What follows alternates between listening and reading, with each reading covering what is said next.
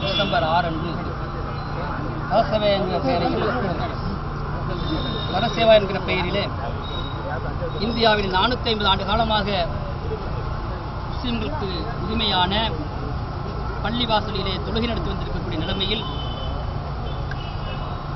சரசேவா என்கிற பெயரில் இந்த நாட்டில் இருக்கக்கூடிய பாசிச பயங்கரவாத RSS கும்பல்களால் இந்த நாட்டினுடைய ஒற்றுமையை, இந்த நாட்டினுடைய இறையாண்மை, இந்த நாட்டினுடைய மதசார்பின்மை, ஏன் ஒட்டுமொத்த சகிப்புத்தன்மையை கூட சீர்குலைக்கக்கூடிய இந்த கும்பல்களால் உடைக்கப்பட்டிருக்கக்கூடிய அந்த பள்ளிவாசலுக்காக வேண்டி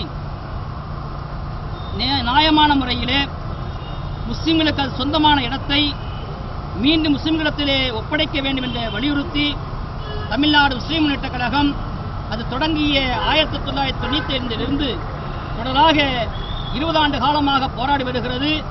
இந்த போராட்டத்தினுடைய விளைவாக இன்றைய தினம் கரூர் மாவட்டத்திலே தமிழ்நாடு முஸ்லிம் முன்னேற்றக் கழகம் இந்த போராட்டத்தை நடத்துகிறது. இதிலே நிலுவையில் இருக்கக்கூடிய உச்சநீதிமன்றத்திலே நிலுவையில் இருக்கக்கூடிய பாபரி மசீதுடைய வழக்கை விரைவாக முடித்து அது முஸ்லிம்களுக்கு சரியான நீதியை தர வேண்டும் என்பதாக கோரிக்கை வைக்கிறது. 3 கோரிக்கைகளை இந்த முறை நாங்கள் வைத்திருக்கிறோம். ஒன்று, உச்சநீதிமன்றத்தில் இருக்கக்கூடிய வழக்கை விரைவாக முடிக்க கோரியும், இன்னும் இப்ராஹிம் கமிஷன் பாபரி பள்ளிவாசல் இடித்த 68 குற்றவாளிகளை அறிவித்திருக்கிறது. அதிலே அத்வானி, முரளிமனோகர் ஜோஷி, உமா பாரதி, அசோக் சிங்கால், பால் தாக்கரே, தொகாட்டியா போன்ற ஏறத்தாழ 68 குற்றவாளிகள் சொல்லப்பட்டிருக்கக்கூடியவர்களை முறையாக சட்டத்தின் முன்னால் நிறுத்தப்பட்டு தண்டிக்கப்பட வேண்டும்.